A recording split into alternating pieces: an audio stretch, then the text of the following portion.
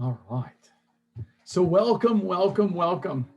This is the third lifestyle medicine open forum that I'm conducting. I am your host, Ruben J. Guzman, and I am so delighted and thrilled to be able to spend this time with you. This is an opportunity for you to ask your questions about anything in relationship to lifestyle medicine and health. And I am here to be your resource. And I'm really excited about being able to share this time and spend this time with you. This is always a wonderful opportunity to really get your questions asked.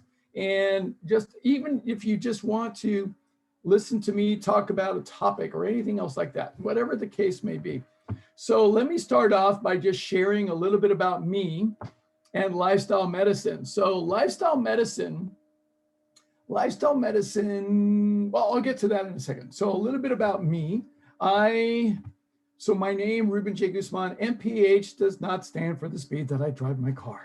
Okay, so it stands for Masters in Public Health. And I got that degree from UCLA back in 1988. And when I finished that training, I had a very important decision to make, whether to go back to UC Davis School of Medicine and complete my training or to not. And I realized at that point that I was passionate about promoting health and preventing disease, and I was no longer interested in treating disease, which is, quite frankly, even though medicine has so much value to it, much of the training is around being able to treat disease and treat chronic disease using medications and surgical procedures. So I really felt that there was a better way. And I really wanted to study and pursue studying lifestyle medicine on my own. But there was nothing called lifestyle medicine back then. It didn't exist. I was ahead of my time. So I decided to continue to pursue my own independent study, and I went into healthcare administration. And I did that for about a dozen years. And then in 2016, I went to a conference on plant-based nutrition in healthcare. And at that conference in October 2017 in Anaheim, California, I discovered that there is a new branch of the American Medical Association.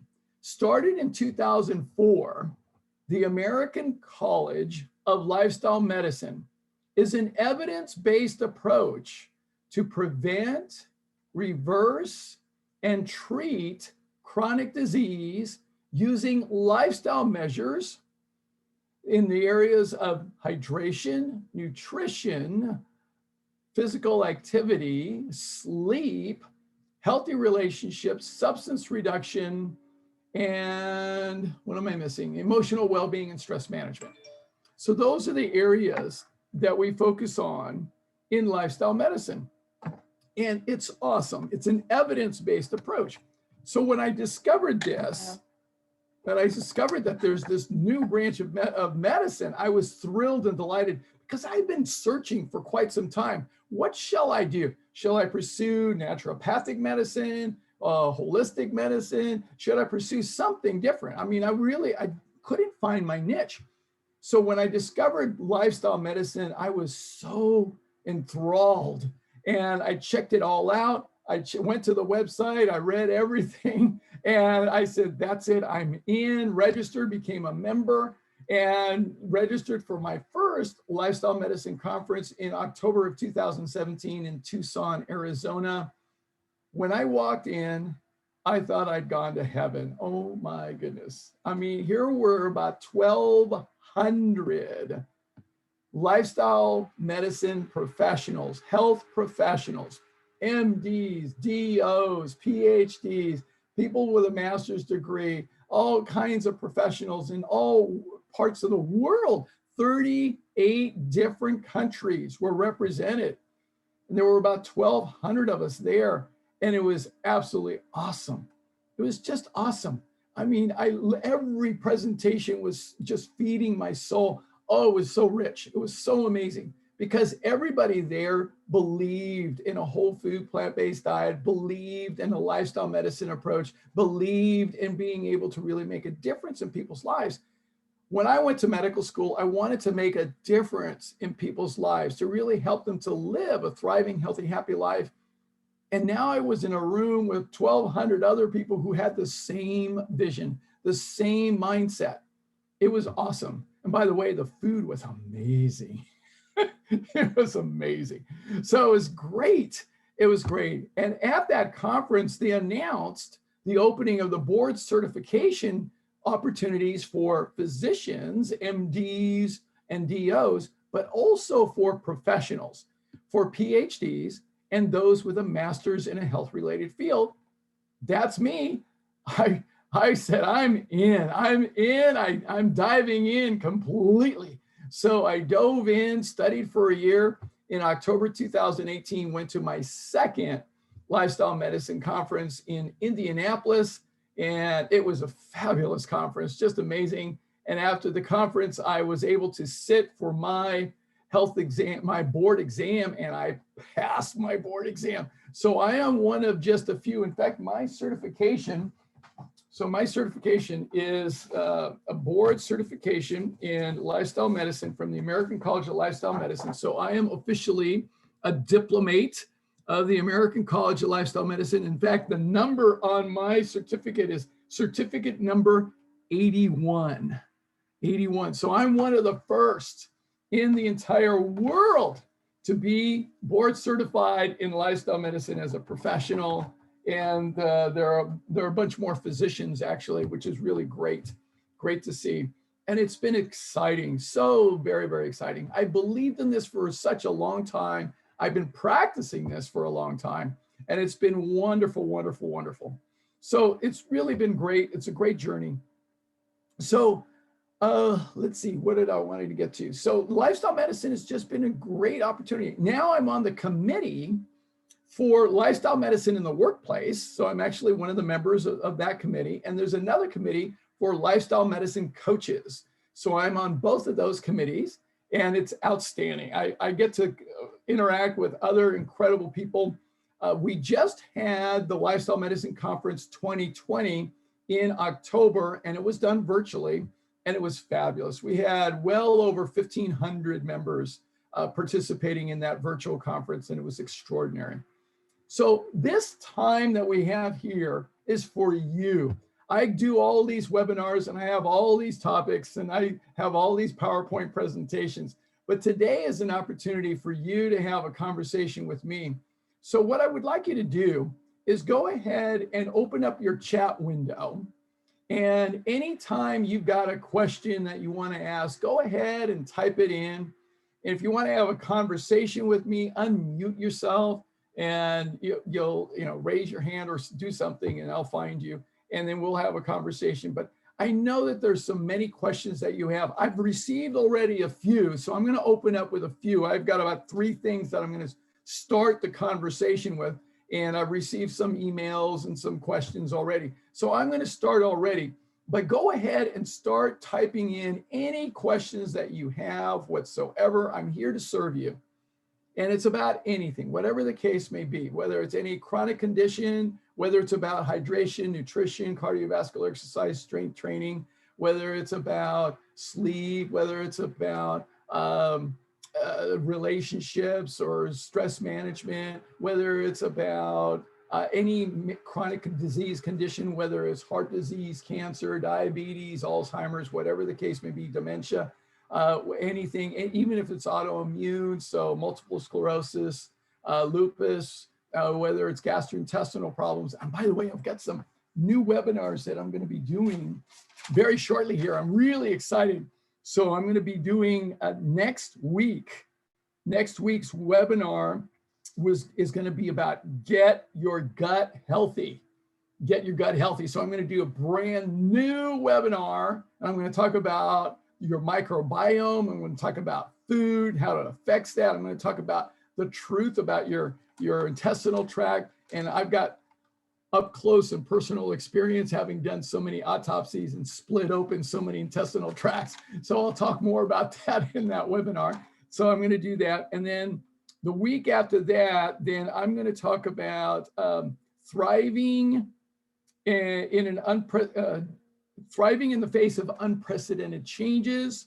So that's going to be on April the 18th. And then April the 25th, I'm going to do Freedom from Autoimmune Disorders. So I'm going to talk about that as well. And then I'm going to do another open forum in the beginning of May. And then after that, I'm going to do The Pursuit of Happiness, brand new webinar. So The Pursuit of Happiness, because don't we want to be happy? So what's it take to actually be happy? So it's wonderful. So I've got lots of things that I'm going to be talking about it. Let's see. So let me start off with one of the first questions. So one of the first questions, and I always get this question. So somebody wrote, I'm always being bombarded by my friends, and they ask a question, how are you going to get your protein if all you eat is plants? Now, if you've been asked that question, you probably know it's quite familiar. So I have an entire webinar that addresses this, the truth about protein. But I thought I'd give you a little bit more information as far as being able to get protein and understanding the truth and the essence. So I'll just give you a short version of it. I'm going to do a short video on this as well. So the nature about protein, everybody gets concerned about protein. First of all, we've been brainwashed into believing we need a lot of protein. So we need to understand that. We've been brainwashed by the media and the food industry for decades into believing we need protein. Yes, it is an essential nutrient. Yeah, we need carbohydrates and we need fat and we need protein, but there's much more to nutrition than that. Now, yes, we need a certain amount of protein, but we've had misleading information into thinking that we needed a lot. In the protein webinar, I talk about how a lot of that misleading information was fueled by research that was done back when they didn't have a whole lot of real discernment. And it was, first it was a scientist that said, because the muscles are made up of protein, therefore we need to eat the protein.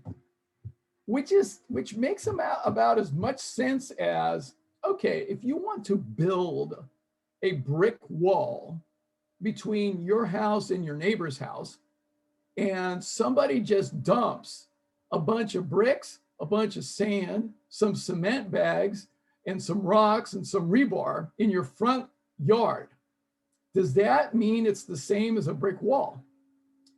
No, it doesn't. It's a mess. That's what it is.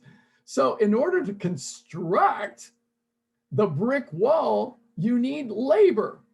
Well, in order to construct muscle, we need to actually have the labor of your DNA. And we need to assemble the right amino acids in the right order in order to make the muscle fiber, myosin and actin. Those are the two proteins that we need. So that's what needs to happen. So you can dump all the raw materials into your diet, but that doesn't mean it's going to actually build that brick wall. It doesn't mean that. It's not going to happen.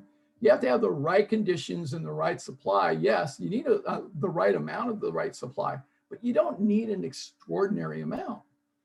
So we've also had research that was based on rats.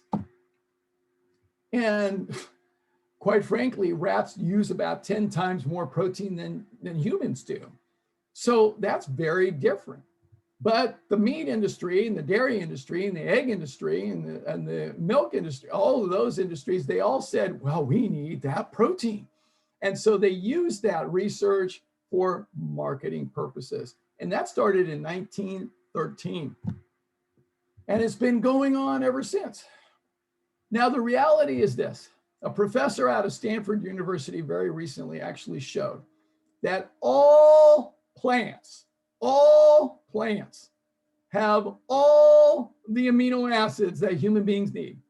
All plants have all the amino acids that human beings need. All of them. All of them. So it's really great research and it's been done very, very conclusive. So they have all the amino acids. You don't have a deficiency by eating plants. You know, and if you think about it logically, what are the strongest animals on the face of the planet? Okay, they're the strongest. You need protein in order to build muscle, right? So you can be strong. So what are the strongest animals? Well, you got elephants, you got rhinoceros, you've got gorillas. Well, our closest cousin as a primate, as the strongest of us primates, is going to be the gorillas. Gorillas. Well, they're so strong. In fact, they can lift up to 10 times their body weight. 10 times their body weight. Think about it for a second. How much do you weigh? Add a 0 on that. Can you lift that much weight? I know I can't. I'm pretty strong, but not that strong. There is no way. No way. So gorillas can lift up to 10 times their body weight. 10 times their body weight. So what do they eat that allows them to be so strong? How do they get their protein? Well, they eat 60 pounds of plant material a day. And they have no barbecues. None.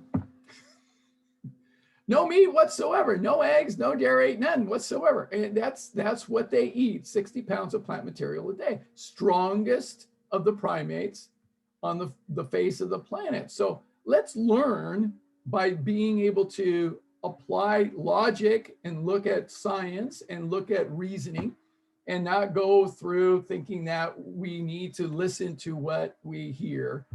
My father taught me something a long, long time ago. I mean, my father was a street smart kind of a guy.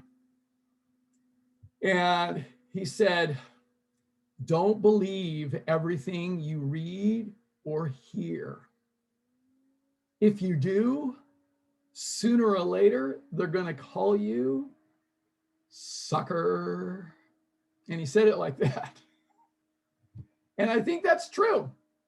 So a lot of us have been suckered into thinking that we need all of this ridiculous amount of protein. Now, do we need to supplement for protein? Absolutely not. Absolutely not. Don't need to supplement for protein. That's actually a refined processed food substance. So we don't need to do that. So in lifestyle medicine, what we promote is a whole food rather than processed food. So whole foods, nothing added, nothing taken away, and a plant-based as opposed to an animal-based diet. So we know from the research conclusively that the more plant food you have in your diet, the healthier you will be, and the fewer animals that you have in the diet, the healthier you will be. And you can, quite frankly, live without any animal in your diet whatsoever. So we know that. I'm living proof. I've been eating this way for over 25 years, okay, 26 years now. 26 years that I've been eating this way, over 26 years. So there's no problem in being able to be healthy on a strictly 100% whole food and plant-based diet. No problem whatsoever. So there's no need to take protein supplements. Now, the supplements that we do recommend in lifestyle medicine, we do recommend vitamin B12 because it's a little different. Vitamin B12 actually comes from bacteria that grow in the soil. So we need that vitamin B12 in either form, methylcobalamin or cyanocobalamin are perfectly fine. We have the enzyme to actually denature the cyanide and the cyanocobalamin, so you don't really have to freak out about that. So the thing about it is that we need that, and that's important for mental processing and mental health. It's very important. We have research studies showing that people who are deficient in B12 also, we see a greater likelihood of developing dementia or Alzheimer's. So we want to make sure that we have our vitamin B12. Our liver stores it. It's a water-soluble vitamin, but our liver will store it for quite some time. We don't use a whole lot. We use like 4 micrograms a day. So it's very, very little that we use. So it's real easy. You go to the health food store, you can get some vitamin B12. There's many different forms. You can get the liquid under your tongue. You can get a tablet or a chewable. There are many different kinds. You can get methyl, you can get cyano form. That's easy to do. And you can get you can overdose on enough. I mean, it won't negatively affect you, but you can get, I take, I think it's 2,500 micrograms in one tablet. So I chew that every Sunday. All right, so that's what I do. I just chew that up once a week. It's plenty. All right, my liver's going to store it. It's going to be fine. I'm not even using close to the rest. And then the body will dispose of the excess. And that's what happens. So it's easy to get enough vitamin B12. Never have to worry about it as long as you take a supplement. Other natural sources, you can take nutritional yeast, has vitamin B12 in it. You can get fortified plant-based milks that have vitamin B12 in it. So those are good things to do too. All right, let's see. Now another question, then I'm going to go to the chat window. So get going with the chat window. Come on, start typing your questions. All right, so I will come back to the chat window in just a few minutes. Now, another question that I got was about ketosis and the ketogenic diet. Oh my, one of my favorite topics. Okay, so there's a lot of confusion out there about ketosis and the ketogenic diet, or even the paleo diet and other kinds of diets that are a very high protein diet, and being able to do high protein, high fat, low carb. So they're low carb. Those are the kind of diets that they're promoting for weight loss, and people think that they're healthy and they like them because it's eating their favorite foods being in stress. So point number one, if we are experiencing stress for whatever reason, physical, emotional, mental, spiritual stress, whatever reason, our brain is wired to automatically shift into the sympathetic nervous system state. Once it's in the sympathetic nervous system state, our brain is wired to seek out survival food. We're in the state of survival. So we need survival food. Well, when we're in the survival, what are we looking for? So imagine this. Imagine that you are a Native American Indian living in the hills of South Dakota about 600 years ago. Okay? And you're living out there in spring, plenty of food. Summer, plenty of food. Fall, plenty of food. But then winter hits. Now, those of you who live out that part of the country, you know. Like the snow comes, you got to be ready. So you got to be ready. So what do? You go find a cave. You find shelter. And you're going to hunker down for the winter. You're going to hunker down, and what you're going to do is you're going to seek out food that's going to allow you to store more body fat because it's cold. And now what you're going to do is you're going to really be in the state of survival, because if you don't have plenty of food stored, you're going to look for that survival food. So your brain is looking for fat and salt and sugar. Fat, salt, and sugar. Now, you get through the winter, and then what? All kind of food is available. So you get out of your cave and you got plenty of healthy food. You're looking for berries, you're looking for all kinds of plants, all kinds of things that are growing, that are healthy. That's plenty. You got all that available. So spring, summer, and fall, you have got a plentiful amount of food available. It's just in the winter that you're looking for survival food. But these days, especially in this world, and especially in the United States, we've got so much stress, and it's all day, all night long. So we're looking for survival food all the time. And the last 50 years, we've had an absolute epidemic of survival food stations proliferating in the United States.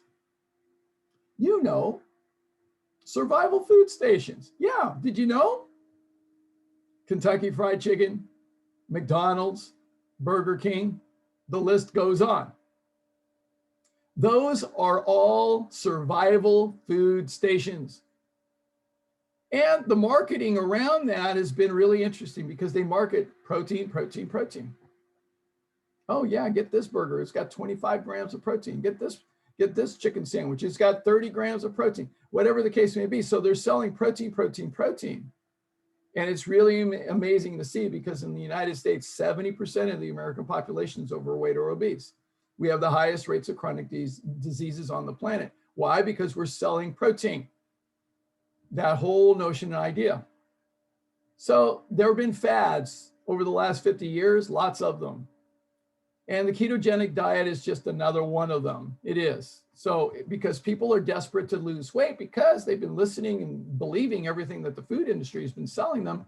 And so now these doctors come around and say, well, you got to follow the ketogenic diet, put you in the state of ketosis, and you're going to get to ketosis. You're going to lose fat really, really fast. There are lots of ways to lose fat. Really. I mean, there's lots of ways. I mean, I could make probably $1 million easily taking people out to Death Valley, leaving them there stranded for a couple of weeks with only 10 gallons of water. Absolutely. Guaranteed you'll lose weight. It's not sustainable, not healthy. Now, the ketogenic diet, you will lose weight fast. You will. Absolutely. No questions about it. I mean, I just recently had one of my champion swimmers from 1986. All right, I coached Christian Brothers High School to their first and only championship season in their school history. And the thing is, he is asking me, I've been reading research about the ketogenic diet and how it can really be helpful. And what are your thoughts on this? And I said, my response, my short answer, don't do it. Yes, you can lose weight quickly. It's absolutely possible to do that, but you're going to end up with long-term health effects that are adverse. And you don't want that. You really don't. It's not worth the risk. It's really not worth the risk. We have substantial research on this.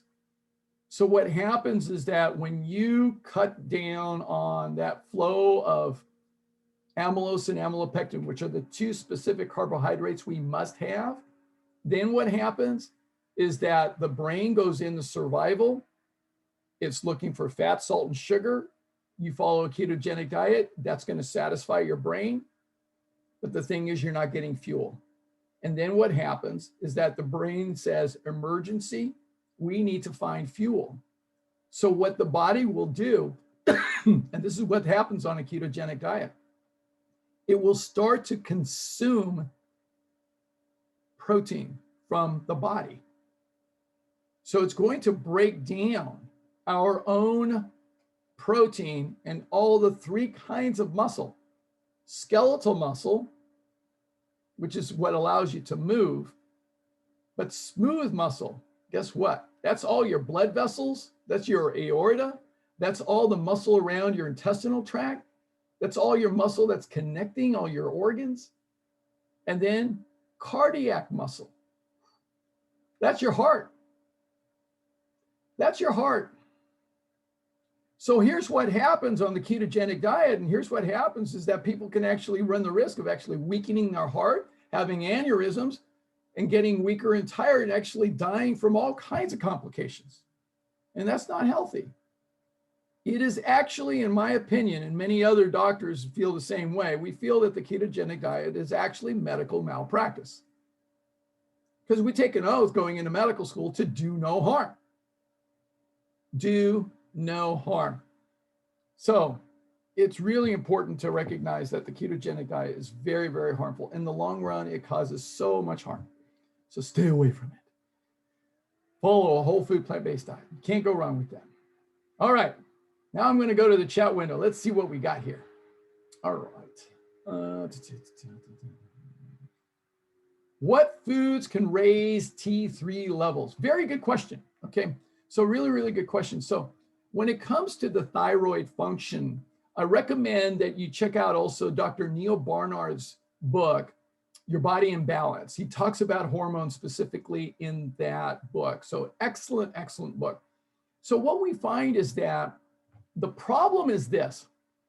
The medical model looks for particular lab values, particular symptoms, particular indicators. And the medical training that I had in medical school was to learn to look for those. That's part of the assessment process that a physician goes through. And then you say, oh, this value is high, or this value is low, or this is out of range, or this is within range. And so what we're looking at is we're looking at particular indicators and particular values, because in the field of training, what medicine and physicians are looking for is to look at everything that you have as far as all of the indicators on your dashboard are all within a normal range. There's a couple of problems with that. Number one, normal is based on the average.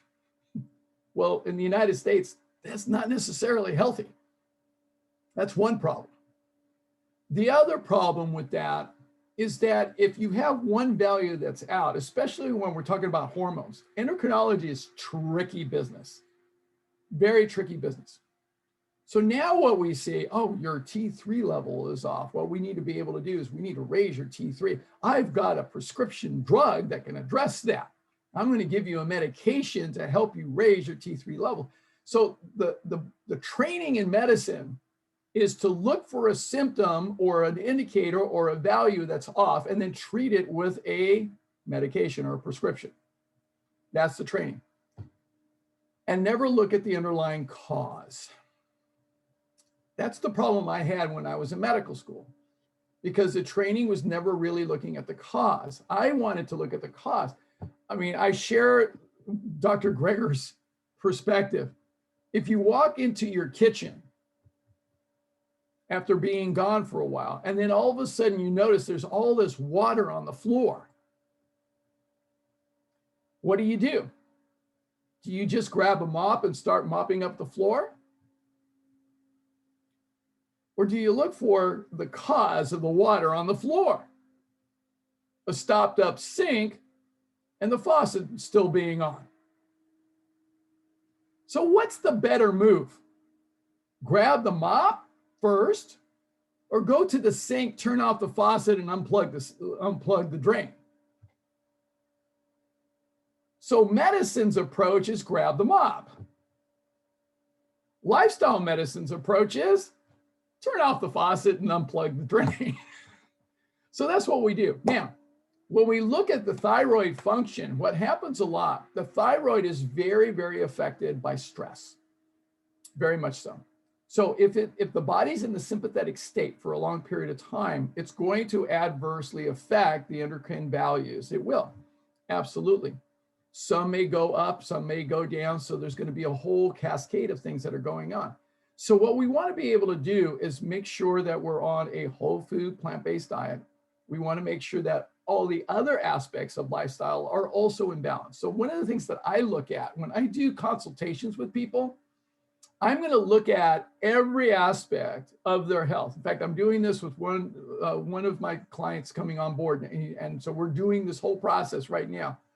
And this is what I look at. I look at your hydration. I look at your nutrition. I look at your sleep. I look at all the things that could be affecting your balance in your endocrine levels. And very often the case, there are other things that are affecting the T3 levels besides just the diet and besides just the stress. There could be other things as well. So what we have to look at is all the spokes in the wheel. To me, a lifestyle medicine approach is about being able to true up all the spokes in your wheel of life so that your wheel actually runs true. So that's what we want to do. Now, Dr. Neil Barnard talks about how a whole food plant-based diet is really, really important.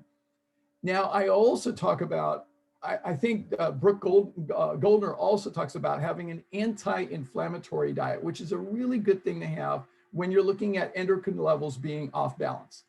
So an anti-inflammatory diet, what we want to be able to do is have lots of the greens, lots of the colors of the rainbow. We want lots of that. So we want to make sure we have plenty of those anti-inflammatory foods.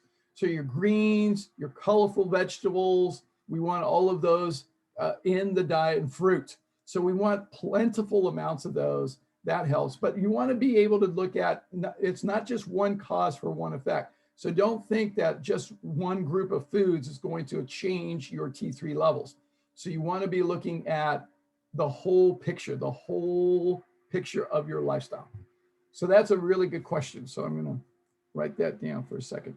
Okay, next question. Can urban city dweller not be affected by EMF radiation from microwave cellular electric towers after 20 years of exposure? Great question. What are cost-effective prevention and treatment effects on health? That's a really powerful question. You know, I grew up in southeast central Los Angeles.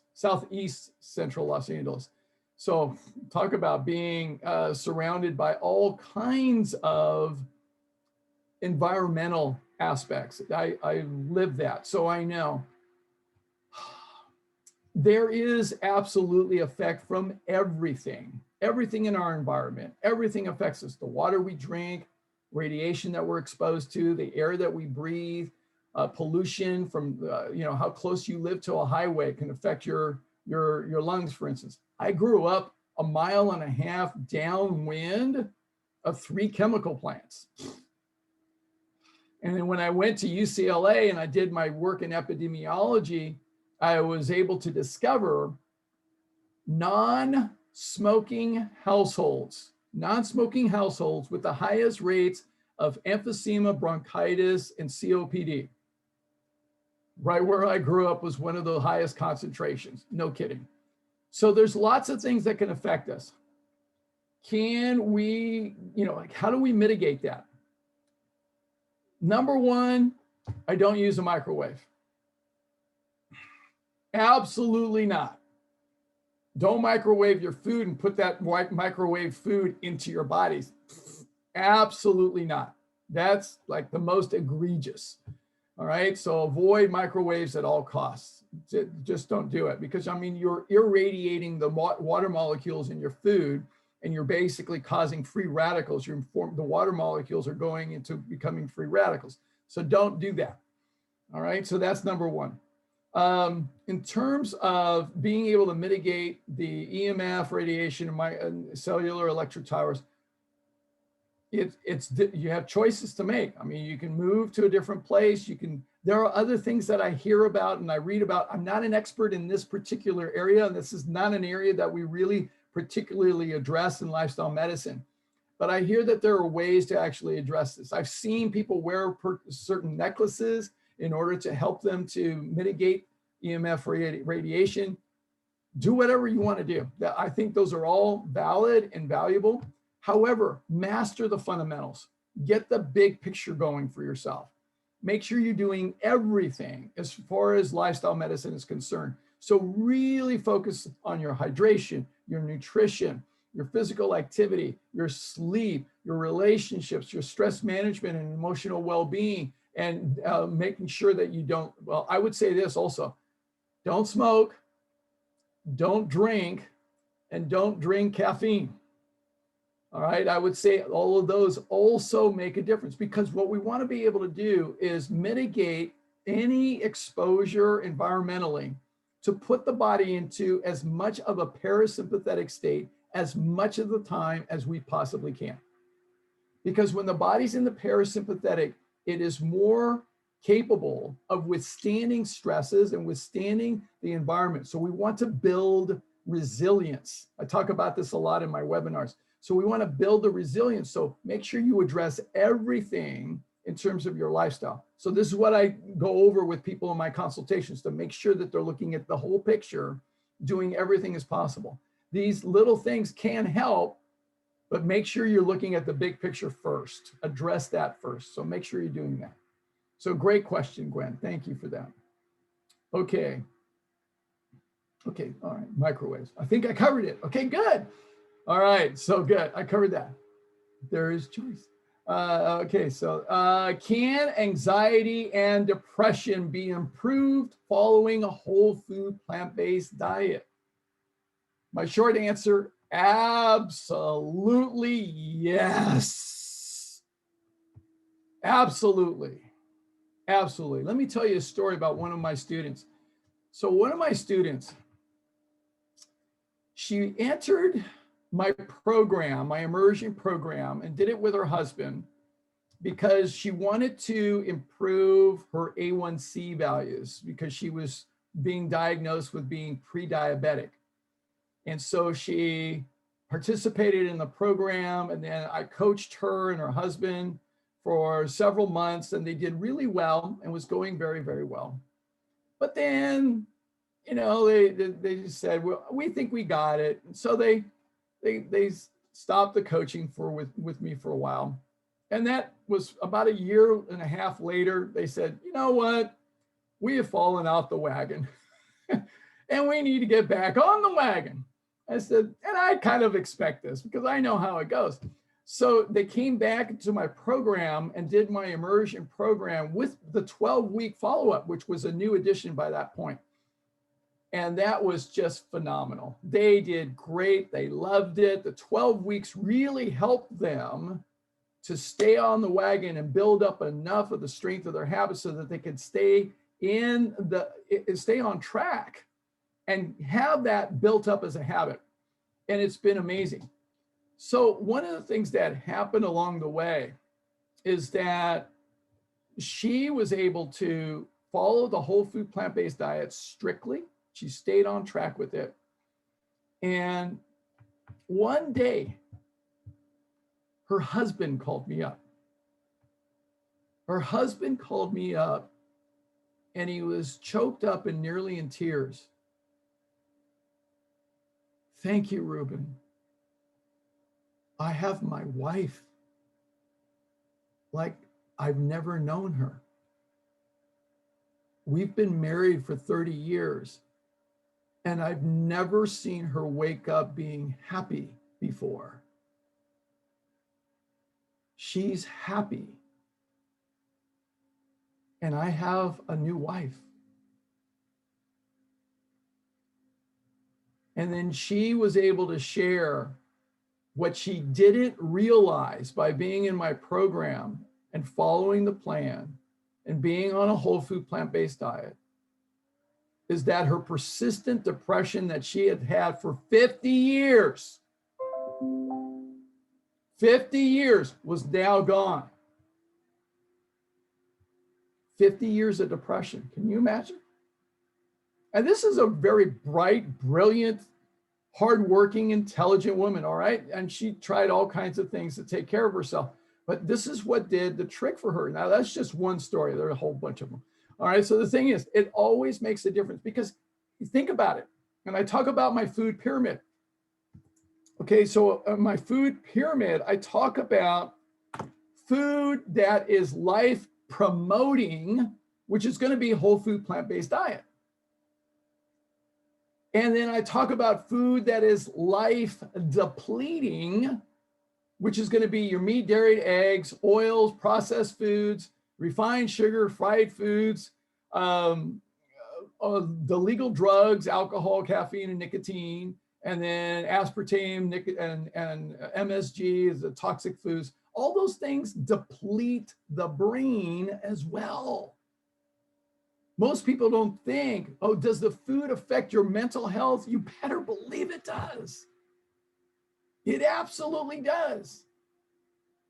I know people who have actually told me, gosh, Ruben, I drank some alcohol before I went to sleep. In the middle of the night, I had nightmares. Yeah, it actually happens. I had people who told me I had a hamburger in the middle of the night. I had nightmares. Yeah, that actually happens. Think about it. You eat food from stressed animals.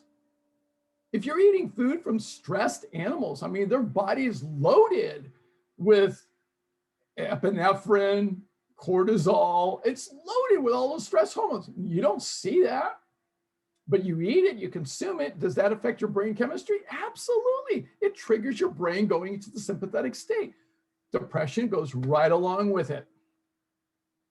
So it makes a profound difference on mental health. It's absolutely amazing what can happen. Yeah, and we have research studies on this. Dr. Michael Greger's got even a few videos on nutritionfacts.org related to food and depression and mental health. So it really makes a difference. There's plenty of information around this. So it's really powerful stuff. It's so amazing when people actually start to feel mentally and emotionally healthier. Oh, it's amazing. It really is. Really is. Okay, so I hope that answers the question. Okay, Arvin. Okay. All right, Arvin's going to ask this question. What is my opinion on the COVID-19 so-called vaccination shots. Okay, very good. All right, so the COVID-19, in fact, it's interesting. I wanted to hear the latest from Dr. Fauci. He was interviewed today. So I made sure that I watched him earlier today. So I wanted to get a little bit more information about that. So here's the big picture about vaccines. So first of all, Auburn, I'm going to recommend that you check out my Beating COVID-19 and the Next Pandemic webinar. So that's on my YouTube channel. So make sure you check that out because I cover a lot of information on that as well. When it comes to vaccines, here's what we have to look at from a public health background. Now, I'm a public health professional. I actually served as a member of the Sacramento County Public Health Advisory Commission for quite a while. I was an executive member. All right. Now, back then we were dealing with what was it? We were dealing with the mosquitoes. Oh yeah, we were dealing with the mosquitoes. We were dealing with all kinds of things. So the different kinds of, that must be Amy over there. Okay, very good. So anyway, so the thing is, we had a lot of issues going on. Now, when it comes to vaccines, don't think as vaccines as a cure-all. They're not. And Dr. Fauci even talked about this today. So what we have to be recognizing is that the most important thing in terms of being able to mitigate and decrease the spread of a virus is what we need to be able to do is wash your hands because hands transfer. We need to wear a cloth covering, simple, okay? Just a cloth covering. We don't need to have surgical masks, but just a cloth covering. We need to have some distance because if you're within a short period of distance and you're spitting on people, that doesn't go so well. All right, so don't do that. All right, so we want to wear the mask. And then what we want to be able to do is all the other things, all right? So being conscious and aware is going to help reduce it. Now we have so many other countries that have done such a superb job of being able to decrease and mitigate the spread of the COVID virus. We are in dead last. Dead last. And as a result, we have more deaths than anyone else. So it's, you know, we used to have a lot of pride in the United States that we were one of the brightest and most intelligent countries on the face of the planet. I got to tell you, from a public health standpoint, we are morons. We're absolute morons. We're stupid. We are absolutely stupid because we're just hard-headed, mule-headed, hard-headed, and just stupid. We're not playing our cards right. We're not being very smart. This thing can be nipped fast if we just played our cards right. Really, it doesn't take much. So we got to wash our hands. We got to wear a mask. We got to practice social distancing. We've got to be very aware. Now the government's got to play their part and they got to support this. We got to play it right with businesses and we got to play it right. But there are countries that they never shut down their economies because everybody complied with public health guidelines. Ugh. Now, the vaccine's not the cure-all. It's the last step in trying to reduce the spread of the infection. We are still studying whether or not the virus can be spread even amongst people who have been vaccinated. There's a study going on right now we're taking a group of college students and we're actually looking to see college students that have been vaccinated versus college students that have not been vaccinated and what is the spread of the virus between those two groups. So we're looking at this, we're studying this as we go along. We believe that people who are vaccinated can still potentially spread the virus, even though their risk of the experience of the disease is going to be extremely less. The research on the vaccine is this. I want to back up for a second. The research on the vaccine was not to prevent the spread of the disease. It was to prevent the risk of these symptoms of the disease, okay, of the harm of the disease.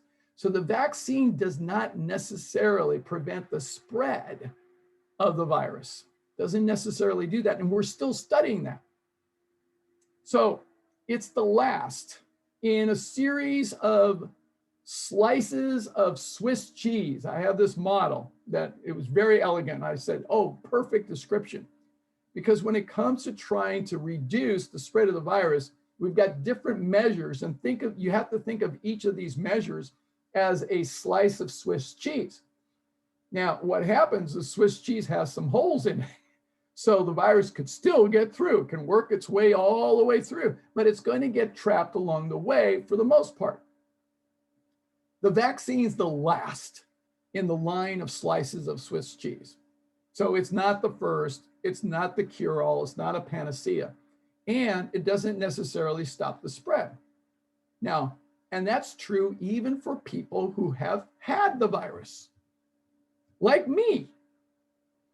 I was infected a little over a year ago.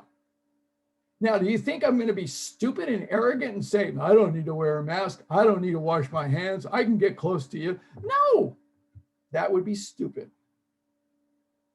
So I go to the supermarket, I wear a mask, I wash my hands a lot, okay? And I practice social distancing. I'm very respectful because you know what? We're all in this together. Now, do I need to get vaccinated? No, because I already had it. So it's a better equivalency as actually being infected and recovering. All right, so that's one of the things they haven't talked about in the news and the media. Do people who have actually had the virus need to be vaccinated? Well, I got inoculated. So I had the virus. So that's more direct of stimulation of my immune system than any vaccine could possibly do. Now, we don't know about the long-term effects of the virus. We don't know about it. But in lifestyle medicine, what we are saying is this. This is what we know in lifestyle medicine.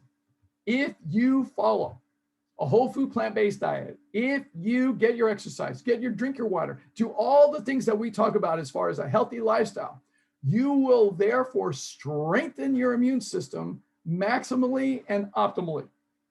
So what we need to also think about is being able to maximize and optimize our immune systems. And this is what the media is not talking about. I'm disappointed that Dr. Fauci is not talking about this, but I understand that. I mean, he's in this particular bubble and this is the world that he works in. I get it. He's an infectious disease specialist. That's his world. But in my world, I'm looking at how do we strengthen the immune system and how do we teach people to do that? Well, simple, life-promoting food. Whole grains, legumes, fruits, vegetables. That's it. Stick with that. No meat, no dairy, no eggs, no life-depleting foods. All right, no processed foods, no refined sugar, no oils. Okay, no alcohol, no nicotine, no caffeine. I mean, really, really do everything possible to strengthen your immune system. The immune system that we're designed with is beautiful. It's beautiful. Quite frankly, it's miraculous. I've studied the immune system. It's amazing. It's amazing. Really is. Such an incredible creation that we are. Really. It's amazing. So do everything possible to strengthen your immune system. Now, if you're at risk for chronic disease, if you're overweight, if you're on medications for any chronic disease right now, your heart disease, cancer, diabetes, the list goes on. If you've got any of that, a vaccine will actually be supportive for you in mitigating the harm that could potentially come to you if you get infected. Here's what we show in the research, that people who have chronic disease risk or chronic disease right now, there is anywhere from an 8 to 13-fold increase in the likelihood of complications and hospitalizations. That's significant. All right, it's significant, it's huge. So if you've got that, absolutely. My clients that have high blood pressure, they're overweight, they've got previous history of cancer or whatever the case may be, I'm telling them, get your vaccine. Okay, so that's how that works. That's how that works. Okay, great question. Now, let's see. Oh, great question. Will I talk about our pineal gland? Wow, that's a great question. The pineal gland. Woo, we're going deep into neuroscience today. All right, I wish health officials would talk about the cause of zoonotic pandemics. If everyone were whole food plant-based, we wouldn't have these horrible zoonotic pandemics. Let's shut the faucet off and quit mopping. I agree totally. Yeah, so how do I want to address this one? This one's good. So the pineal gland is a very, very important part of our central nervous system. All right, so we got all of these amazing, I don't want to go too nerdy today. So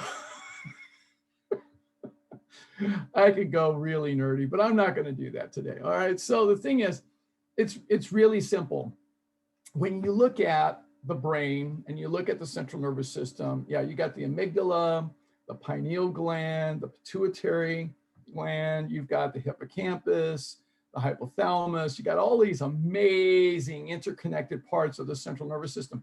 So go back to remembering how I talked about how our body begins. Our body begins as cells that get multiply and eventually form that neural tube. So the pineal gland is directly one of the formations out of that neural tube, so that limbic brain. So that's what's there. So it's got so much in terms of influence, in terms of how our body actually works in so many different aspects. I'm not going to even go, I could go there, but I'm not going to. So the thing is, it's all a part of how we end up being healthy. The pineal gland is absolutely affected whether we're in the sympathetic state or the parasympathetic state. So let's get down to basics with this. So when we are in the sympathetic state, for whatever reason, physical, emotional, mental stress, then the pineal gland is going to be instrumental in being able to manage and trigger how we actually deal with the stresses in our life. So that's one of the things it's going to do. And it's going to affect here's the amazing thing. The pineal gland is going to send out messages to the entire body, to every cell in the body. Every cell is affected. So now the thing about it, what are the zoonotic diseases? Okay, so one of the things I talk about this in my Beating COVID-19 and the Next Pandemic. Human beings at one time never had zoonotic diseases until about a little over 10,000 years ago.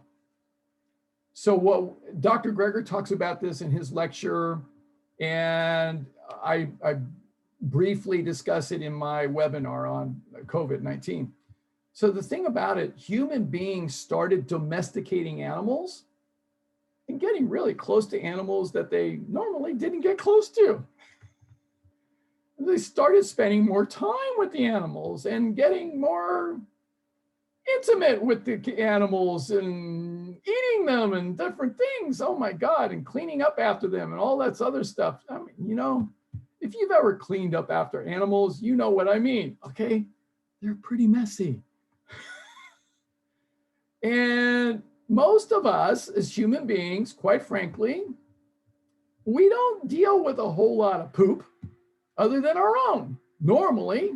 But when you've got animals involved, there's a whole bunch of more poop. And there's a bunch of other stuff too. Well, guess what's in that poop? All kinds of things, viruses included. So the thing is, there's a lot of things that we get exposed to when we're interacting with animals. And the list of the zoonotic diseases, the viruses especially that we get, I mean, colds from horses, all right? We got pigs and we got chickens and we got dogs and we got cats and we got all kinds of different things. So the more that we're connected to animals and domesticating animals, the more risk we stand to have as far as the exposure to what they have. Now, viruses tend to protect the animals from other animals. That's what they tend to do.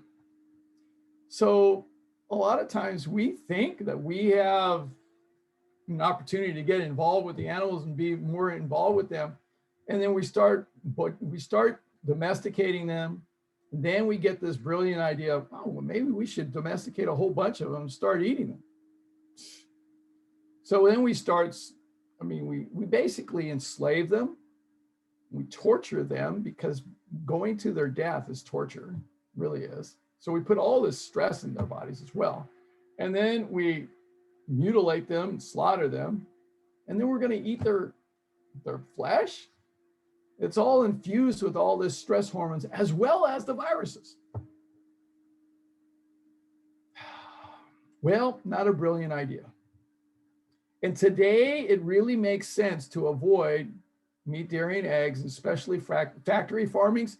Factory farmings, the American Public Health Association, the World Health Organization as well, have all called for an end of factory farming as the beginning, as the first measure to prevent zoonotic disease spread. We have called for that. In the American Public Health Association, we've been warning about this for decades. So we've been sending letters up to Capitol Hill. We've been sending letters to the health subcommittees. Well, what are they paying attention to? Economics, economics, economics, okay? So that's what they're doing. So does this country put public health as a leading priority on the agenda for the business of the government? The answer would be a resounding no. They don't. I would love to see that they actually change their minds. We're going to get to the brink if we don't wise up quickly like other countries have. Other countries have. We will be left behind, and there will be absolute great tragic consequences if we don't wise up quickly enough. So that's what we have to be able to do. So I hope that answers your question, April. All right, now, next question, Linda. Is it possible that a whole food, plant-based lifestyle can improve kidney function numbers? Thank you for asking that question. Oh my God, I love that question. Really, really great question. So I will tell you a story. So my good friend, John, it's a good name to use, right? Nobody knows John. So John actually came to me. Now, John and I played basketball at the gym I've known John for many years. John is a brilliant financial planner, graduate of Cal Berkeley, really bright guy, enthusiastic, hardworking, pretty decent basketball player. All right, so he came to me because, I've been doing seminars there at the gym for years, and he said, Ruben, I need to talk to you, and I've got some concerns, and I was wondering if I could take you out for lunch. And I said, sure, let's do that. And so we sat down, and he explained that his doctor had diagnosed kidney disease and had diagnosed it to the point where he said, there's nothing more we can do for you. The kidney is going to fail. So this alarmed John because John was only 42 years old. 42 years old, 2 children, married, and kidney disease is going to lose a kidney. Like, that's a scary proposition. And he's an athlete, and the proposition of being able to continue being athletic is almost nil at that point. So we talked about this, and I asked him about his diet. And he said, well, I've been trying to really build my protein in my diet. And so I've been eating a lot of meat, dairy, and eggs. I've been doing that. And his wife was formerly vegetarian, actually plant-based. She had gone to one of my seminars. Oh, imagine that. So anyway, John was eating a high protein diet because that's what he was thinking he needed in order to have his kidney work well. He believed all the hype for everybody else. And so now he had all of this problem. In fact, all the indicators for his kidney function were just horrible, just horrible. So I explained to him that what's happening with his kidney is no different than what happens to a diabetic. So at the cellular level, what is happening is that inside the cells, there's the fat is getting into the cell. So it's coming into the cell. And what we learned in 2004 at Yale University, when we developed this very high-tech, sophisticated MRI imaging, we learned that we could actually look at the cells in a live state and see and trace everything going in and out of the cells. And so we looked at diabetics in that situation at Yale, and they were able to show that the fat in the diet was coming into the cells and forming an oil slick on the inside of the cells. Now, this was shocking, absolutely shocking, because we had thought for years, decades, that the problem of diabetes was at the insulin receptor junction, the point where the insulin joins to the insulin receptor outside of the cell membrane. So we always thought that the problem was there at that junction, and that's why we refer to diabetes as insulin resistance. It's caused by insulin resistance. So we've been saying that for decades. So the thing about it, we've been jamming drugs into diabetics, like more insulin. Okay, this insulin isn't working, let's give you more. All right, let's give you metformin. Well, let's see if we can try to force our way in. We've been doing that for decades, but we've never reversed diabetes doing it that way. So in 2004, we saw this research, and it was just amazing because we actually saw that the problem in diabetes really isn't on the outside of the cell after all. There's no problem with the insulin receptor site junction. No, there's no problem. The problem is that the fat's coming into the cell. And what's shocking about this is that the cell is normally about 90% water, but the fat is oil. So oil and water, do they mix? No. You can do this at home. Take a glass of water, okay, put in some olive oil. Where does the olive oil go? It goes to the top. It forms a slick.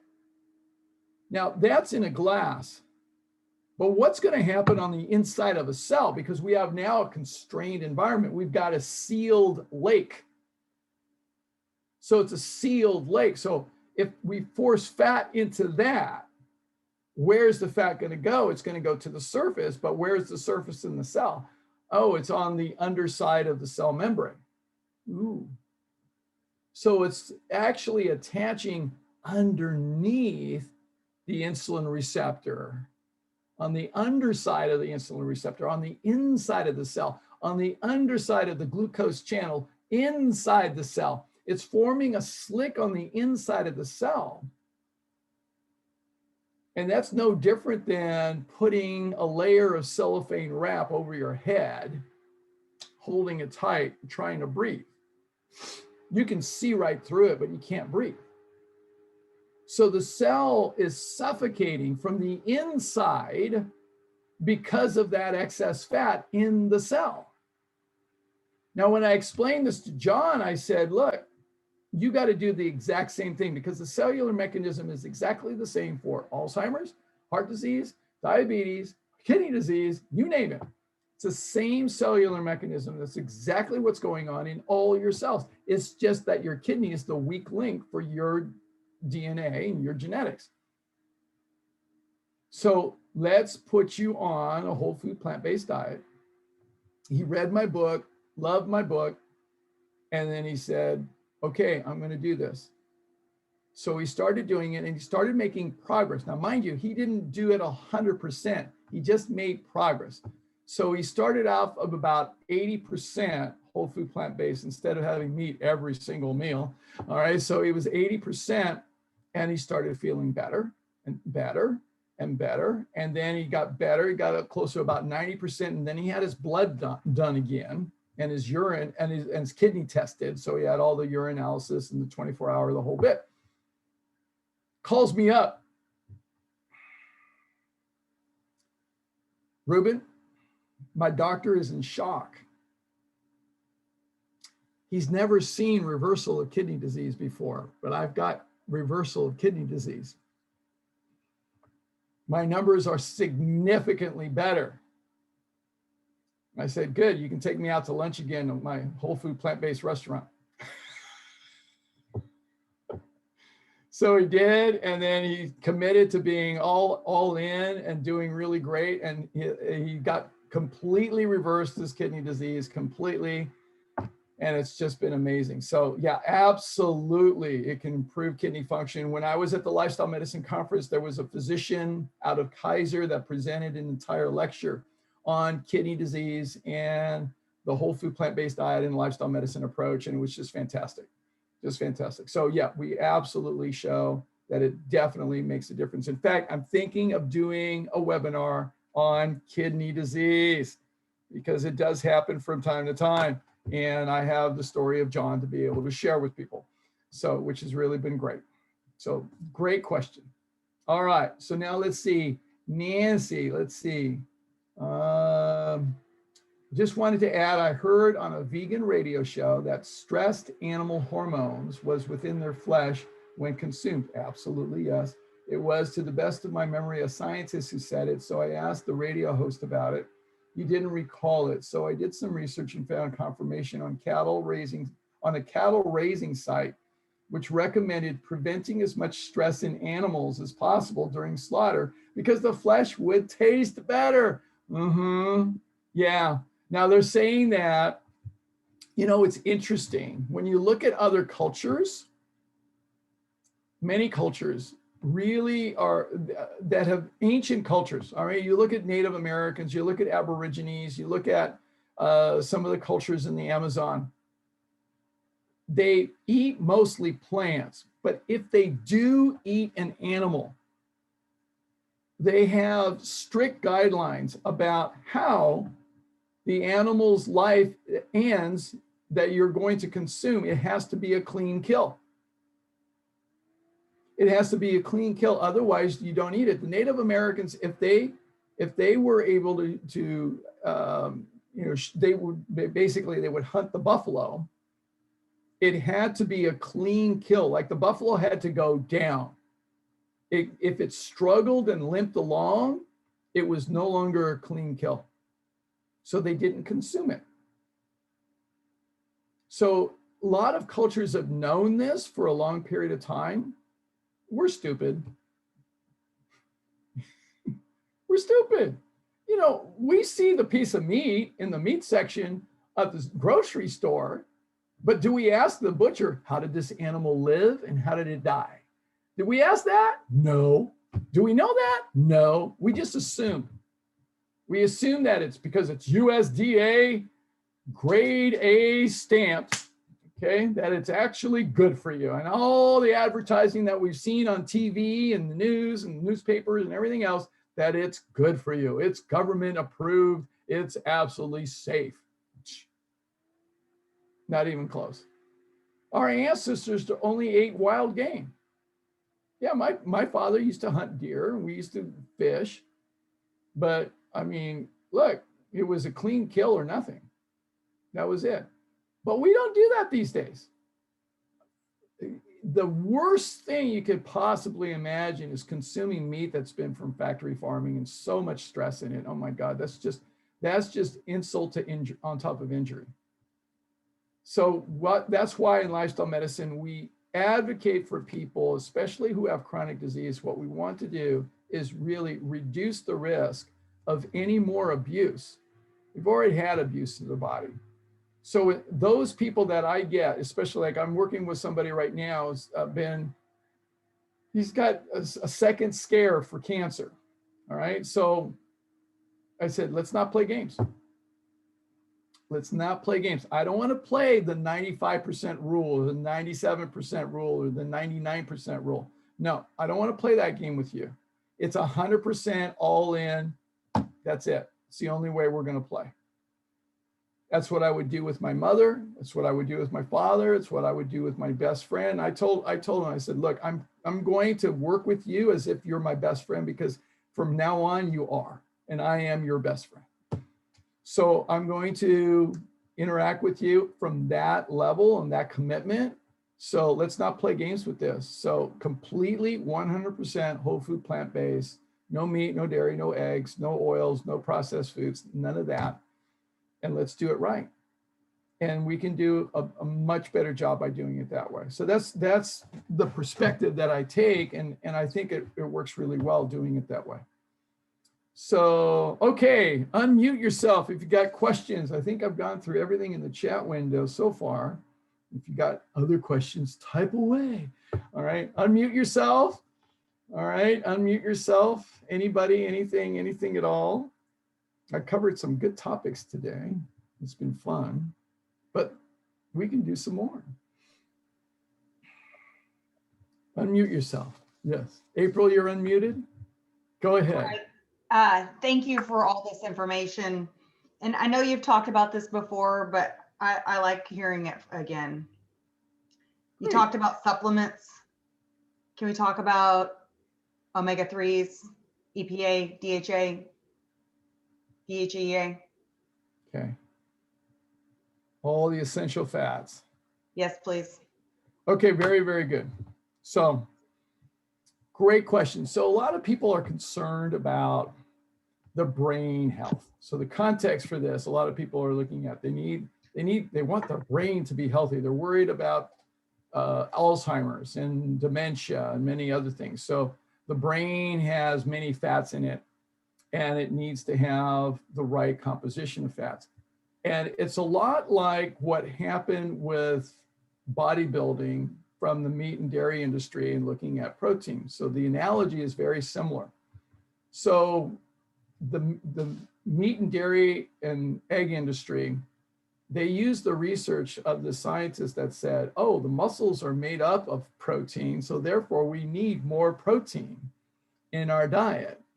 But then that research was later recanted because that's not how the body works. But the marketing sees that. The industry sees that research before the recanting, and they said, we're going to market the heck out of meat, dairy, and eggs. That's what they did. Well, the same has been true when it comes to brain health. So scientists have said, well, the brain is made up of all of these fatty nerves, and they need omega-3s and DPA and all the other essential fatty acids. Okay, I can go on about all of that. And they say, well, the brain is made up of so much fat, therefore we must have fat in order for the brain to be healthy, especially with children growing up. They need to be able to have the developing brains, and all these essential fatty acids that they have to come in. And we don't get enough of it unless we're getting meat, dairy, and eggs, or we get supplements and being able to do that. Again, faulty research. Again, a misleading story. Because you can't possibly get omega-3 fats from plants. Nothing could be further from the truth. Nothing could be further from the truth. So the thing is, let's look. I mean, there's so many animals that live on just plants, and they're very, very bright and intelligent. Okay, let's go to our closest cousins again. Okay, apes, orangutans, gorillas, chimpanzees. They're pretty intelligent. Yeah, pretty amazing. Pretty amazing. They really are. I mean, there are gorillas that can learn sign language and do it quite well. Quite well. Now, their brains work really well, and they're getting everything that they need from plants, because plants have all the essential amino acids and all the essential fats. They have everything that we need. I mean, think about it for a second. What allows a leaf to be able to bend? It's the fat molecules. So that's what allows a leaf to bend. So the thing is, every time you pick up a handful of spinach, you're ingesting all those essential fatty acids and all those omega-3s in abundance, just really in abundance. So a lot of people think, well, I need to get it from fish oil. Well, where do you think the fish actually get the omega-3? Oh, the fish actually get it from the little fish, who got it from the littler fish, who got it from the algae and plankton and sea moss and seaweed and all that stuff that they've been eating. So the little fish are eating all this, the kelp and everything else. That's what starts the whole bioaccumulation of omega-3.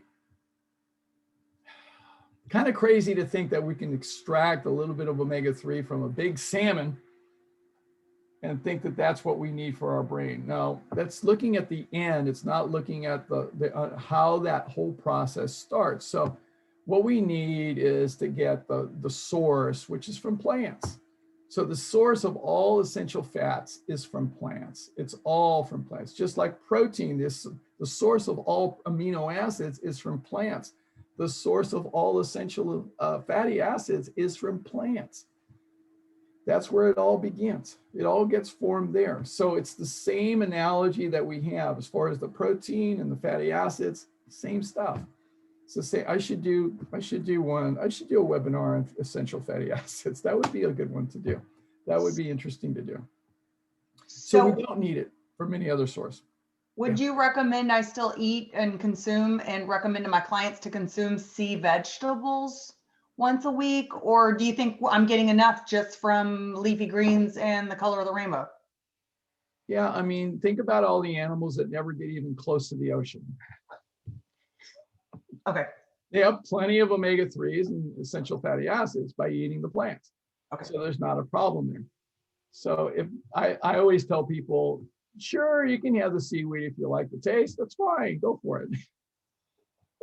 Personally, it's not, I don't care for that much. Okay. Yeah, spinach, any day. I'll eat the spinach at any time. So that's what you want to be able to think of. It's not necessarily just because it comes from this. I mean, algae, is it a good source of omega-3s and essential fatty acids? Sure. But so are all the other plants. Okay. They really are.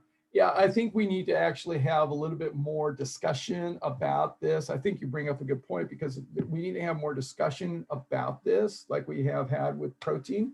So I may consider doing a webinar just on fats. How do you get your fats? Your essential fatty acids, what are they? How do they work? How do they function in your brain and everywhere else in your body? Because and we need essential fatty acids for the production of energy in our body. So for instance, I think I've explained this sometimes in some of my webinars. I talk about how the energy molecule in the human body is adenosine triphosphate, otherwise known as ATP. And we produce the maximum amount of ATP through the mitochondria, which are the pistons of our engine of our body. So we need the substrate, the major fuel that we break down and convert into energy is going to come from pyruvate, which is half a glucose molecule, broken down from the glycogen, which we manufacture from the amylose and amylopectin, which are the plant unrefined carbohydrates. But then we also need a little bit of the essential fatty acids. So we need a little bit of that to come into the cell. So the insulin hormone helps us to absorb those essential fatty acids as well. But we need just the right amount, and we need it from plant sources. We need those kinds of fatty acids because those can be used. We use those essential fatty acids. Those are omega-3s and all of the other fatty acid chains that we get.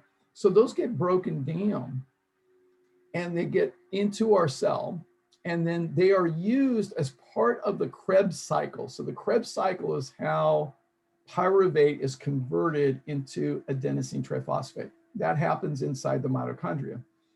So then those essential fatty acids are used to being able to basically think of it as lubricating the wheel of the whole mechanism for being able to create that adenosine triphosphate, or ATP. So we need a little bit of that, and we need it for our brain. We need it for every cell in our body. We need a little bit. but we don't need to get it from a supplement. It's not necessary to be able to do that. Let me back up into supplements a little bit more. So in lifestyle medicine, we recommend vitamin B12 as a vitamin that people must supplement. Okay, so we talk about that. It's really important to be able to get that. There is some research that recommends other vitamins that could be helpful in certain circumstances with certain people. So it depends. For instance, we show that vitamin D3 may be helpful in people who are trying to deal with cancer, for instance. So we show that that might be helpful. So not necessarily, but we do see some research on that. We also show that the B vitamins, especially B6, B9, are also essential because B6, B9, and B12, actually all three of those, are very important in being able to convert homocysteine and being able to neutralize that in the brain.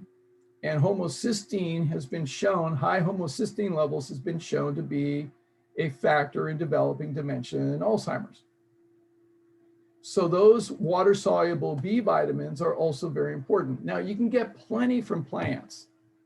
You can get plenty from plants, but I mean, sometimes you may have to look at it. I mean, clinically, I might look at somebody and see, okay, they're deficient in this. We might need to give them like a charge up and get some smoothies going where there's a lot of greens and a lot of vegetables that are including all those wonderful vitamins. We need to make sure that they're getting them. So somehow, some way. Dr. T. Colin Campbell also talks about how important it is that if we do supplement, to only use plant-based supplements. Plant-based supplements. So nothing that's an extract, no extracts, because extracts come with all kinds of trouble for us as human beings. So we don't want to focus on the extracts. We want to focus on plant-based. So they're completely whole plant-based supplements. There are two that I have seen and I use myself that are very good. One is Dr. Cyrus Kambata, my colleague in lifestyle medicine. He is the author of Mastering Diabetes, and he's done tremendous amount of research. I trust him completely. All right, he's really brilliant. And so there is a supplement that I've seen for people who need to really improve their blood pressure, their diabetes, or any chronic disease condition. I recommend this to my clients, and it's called Amla Green, Amla, A-M-L-A, Green, and I recommend the hibiscus because there's no caffeine. So that specific product is a plant-based product. It has the goji berries in it at a concentrated level, and which have been shown to have the highest ORAC value of anything on the planet Earth. So it's absolutely phenomenal, and people report tremendous improvements, and it's been great. So I've recommended that, and it's been really outstanding. Another product that I've recommended to people, and by the way, I'm not making any money off of these products whatsoever, just so you know. Okay, so I don't. So another product that I recommend is called Enter Prime, E-N-E-R-P-R-I-M-E. Enter, like energy, and Prime, like Prime Directive. All right, so Enter Prime, and it's from a company called Impax, I-M-P-A-X. And they have a product that is outstanding, and it's got the science to back it all up. And it's out. And I was introduced to this by my good friend Dr. Leonard Ranasinghe, MD, PhD, absolutely brilliant. He was able to use this to help him mitigate his diabetes significantly. and it really made a difference. He tested himself, and he's done a lot more research on it. And I've been using that for, oh my gosh, yeah, almost 30 years. So really outstanding. So what I do is I combine those two. I use a little bit less of the enterprime that they recommend. So I just use 1/3 of what they recommend. I just use 2 capsules a day, and then 1 little scoop of the amla green. And it's fantastic. It's fantastic. So really good stuff. And that's high antioxidant, high plant-based, all plant-based, no extracts. It's really good stuff. So I recommend that. And that's very, especially somebody who's got a history of high blood pressure, if they've got any kind of inflammation going on, if they've got any other kinds of fatigue going on, this can help. So stress, anything like that, that can really be helpful. So I recommend those 2 products in that combination, and it's really great. So that's what I recommend. So I hope that answers your supplement question, April. I hope that's helpful for you. Thank you. You're welcome. Yes, you answered my question and then some. Thank you. Okay, good. I appreciate it. All right, good. Let's see, who else? Who else? Unmute yourself. George, you're always unmuting yourself with me. Come on now. What's your question? George, come on, talk to me. Talk to me. George, you were a pharmacist. You saw all of this stuff going on for years. Oh, goodness. All right. Any questions? Questions, please. Yes. Yes, Nancy. When you were talking about the supplements, I've Yes. been making something called golden paste, which tastes awful, but research says it's very powerful for inflammation. Okay. And I now like it because I mix it with soy milk and some spices, vanilla and cinnamon. Is that, to your knowledge, as good as that other stuff you were talking about just a minute ago? I have no idea. Okay, it's turmeric and fresh ground pepper. Okay. And then when I'm ready to take it, I mix it with flax oil, because the 3 increase the I can't say it, the phytonutrient in turmeric. It increases it like 2,000%, which I didn't believe. So I looked it up, and it was actually a US government study. I didn't even think there was anything that 2,000% existed, but Right. apparently it does. Well, I can tell you about the ingredients that you mentioned. So Dr. Greger has actually posted some videos on nutritionfacts.org in relationship to turmeric. And we have studies around that as well. And then there was a presentation at the Lifestyle Medicine Conference on certain those are plant supplements, right? So plants, turmeric has wonderful anti-cancer, antioxidant benefits. I mean, there's lots of benefits back there. Black pepper also shows tremendous benefits as well. I mean, a lot of people don't realize, yes, your pepper is really quite healthy for you. So I don't put salt on a lot of things. I use very, very little salt. I'm not one to add salt, and I'm not one to go to anything that has salt already in it. So if it's already got salt in it, I really avoid that. So my sodium intake is low, but we do need a little bit of salt. If you have no salt whatsoever, a little bit of salt will actually be beneficial. Just a little, provided everything else is healthy. You're doing everything in the big wheel. All right. So you got to take care of the wheel. So, and then black pepper is very, very healthy. And flaxseed oil, we have lots. Ground flax is actually really better because that's the whole food, as opposed to the extract and the oil. So you're better off with the ground flax as opposed to the oil. But flax, we have lots of research on the benefits, especially being able to reduce blood pressure. I do talk about flax in my Healthy Heart, Longer Life webinar. So I talk about that there. I haven't talked about turmeric. There is research on it. I've seen that. And I definitely use turmeric. I use it as one of my spices. I add it to my stews all the time. And I love adding that in. I get turmeric, curry, pepper, red chili pepper, cumin, There's even research on black cumin, which really Right. has high antioxidant benefits. So there's all kinds of things. But again, I want to go back, master the fundamentals of the wheel. Master the fundamentals. Don't lose sight of that. I mean, a lot of people get so caught up in the minutia and they focus on the little things and they're not paying attention to the big picture. And then they come to me and they say, why isn't this supplement working for me?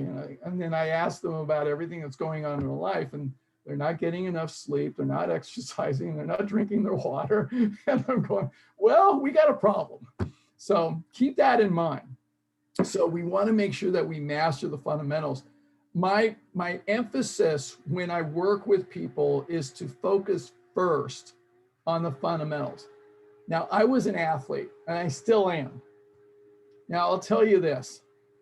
You do not become a high-class professional or world-class athlete if you don't have mastery of your fundamentals. It's not happening. It's not happening. So the one person that, I mean, I've had many people, many teachers and coaches over the years, but one person who really influenced me a lot was Coach John Wooden, who coached the UCLA Bruins and led them to 10 national championships. How profound that is to get. No other coach has more than 5. In fact, most coaches don't have any. So he had 10. And he could have gone for more, but he got tired of everybody expecting more, so he stopped. And really an incredible human being, really amazing. And he understood how important it was to really be grounded in fundamentals. A very healthy person, by the way. He really understood fundamentals in life, in his health, in his mindset, in his spiritual growth, everything, his emotional well-being, everything he understood, mastery of the fundamentals. He created something called the Pyramid of Success. And if you ever want to check out something that's really profound, great writing is The Pyramid of Success by Coach John Wooden. Absolutely amazing. How I learned basketball was because I was such a klutz. I was absolutely horrible. Like, I was the guy that they said, do not pass the ball to Ruben. Okay, so I was horrible. And so then what I did was I went to the library and I got Coach John Wooden's book, Practical Modern Basketball. So I got that book, read it cover to cover, and he had all the drills in the book to learn how to practice and develop mastery of the fundamentals in basketball. That has served me so well.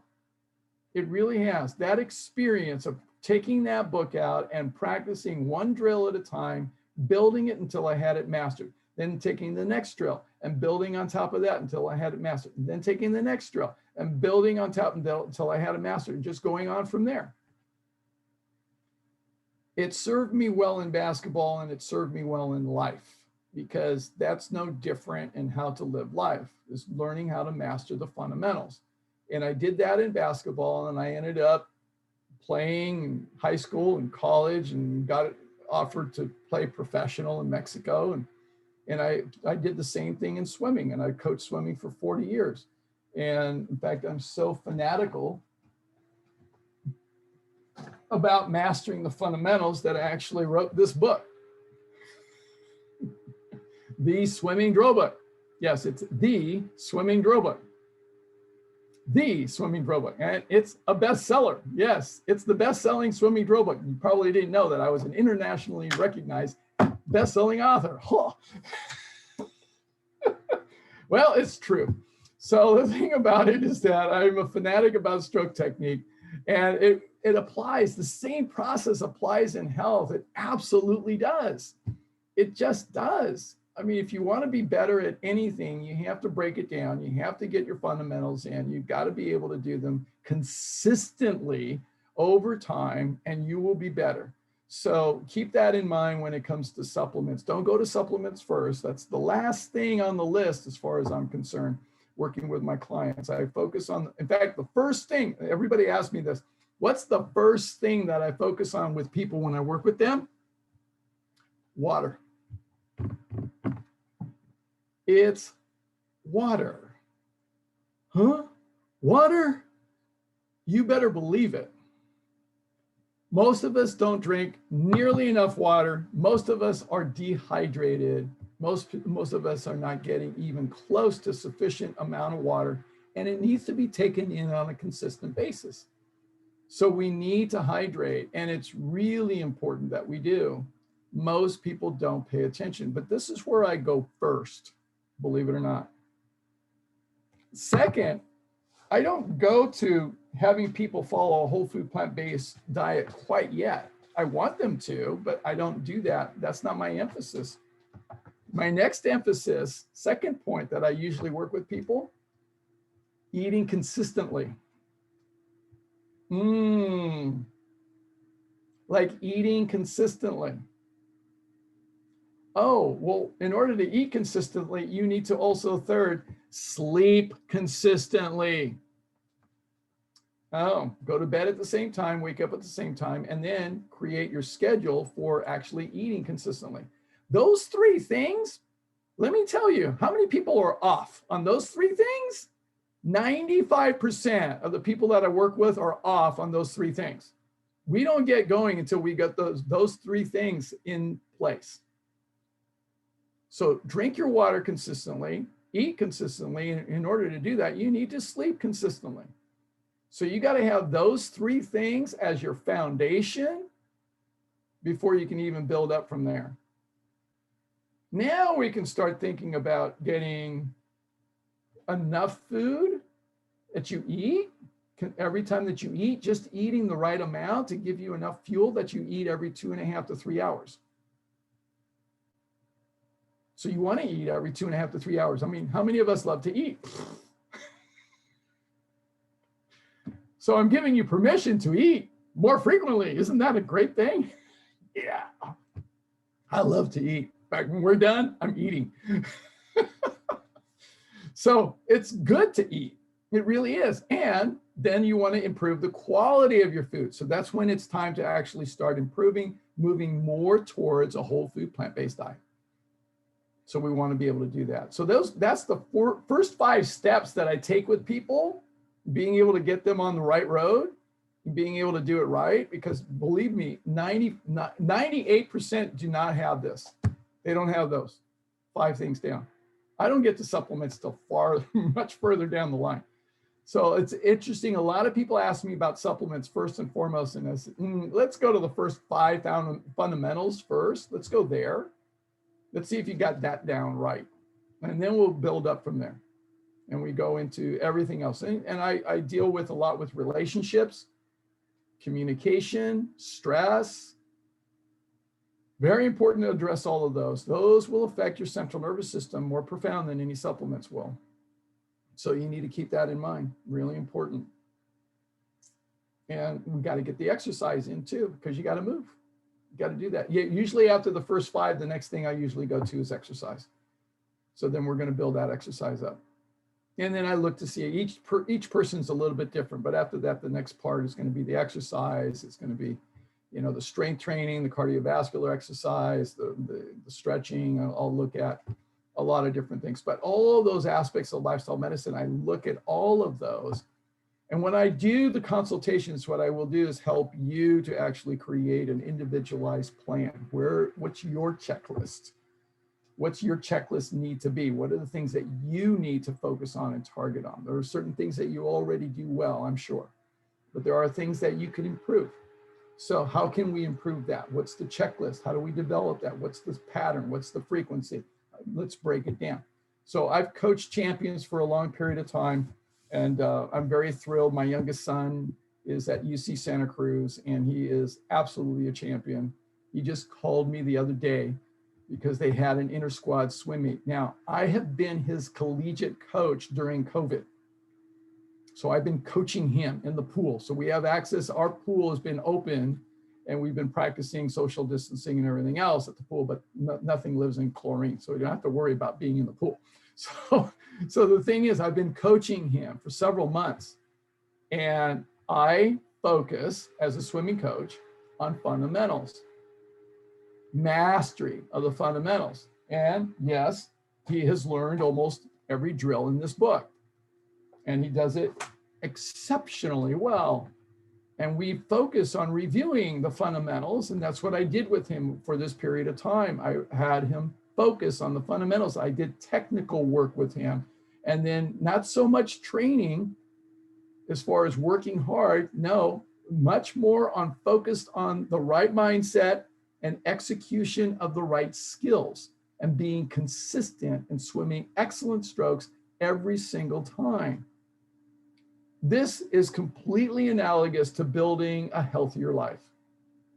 It's exactly the same process. It's no different. Now, my son called me the other day, very excited, because he went back to UC Santa Cruz back at the beginning of February. So here it is, 2 months at school. In fact, they didn't even swim for almost a whole month. So he had to be out of the pool for almost a whole month. He hasn't been able to swim that much since in the month of March. And 2 days ago, they had a time trial. And in his time trial, he swam the second fastest time of all time in the 100 breaststroke, and pretty close to his best time in the 200 breaststroke. And he was just cruising.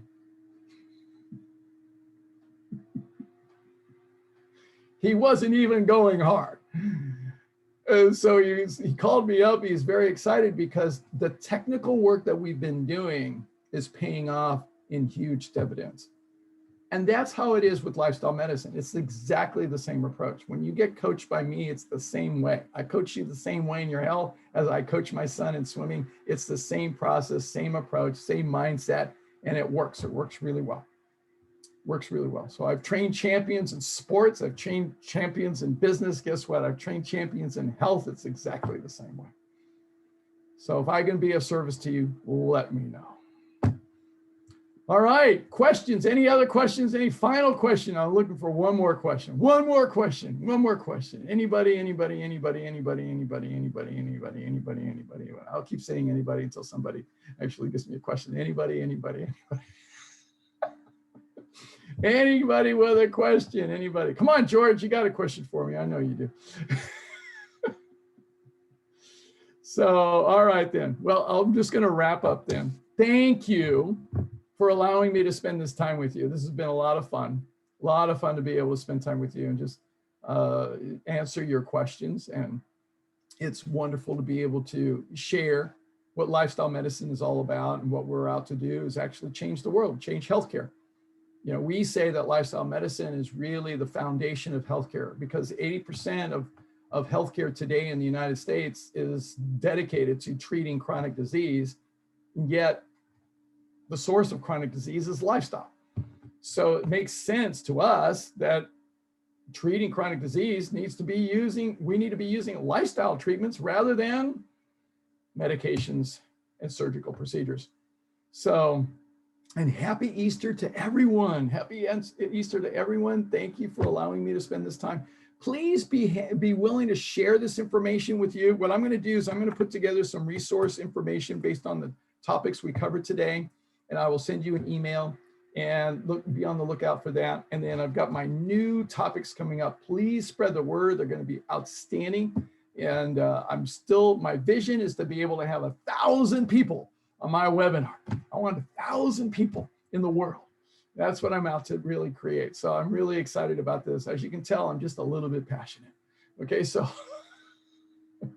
thank you again. Thank you so much. See you next time.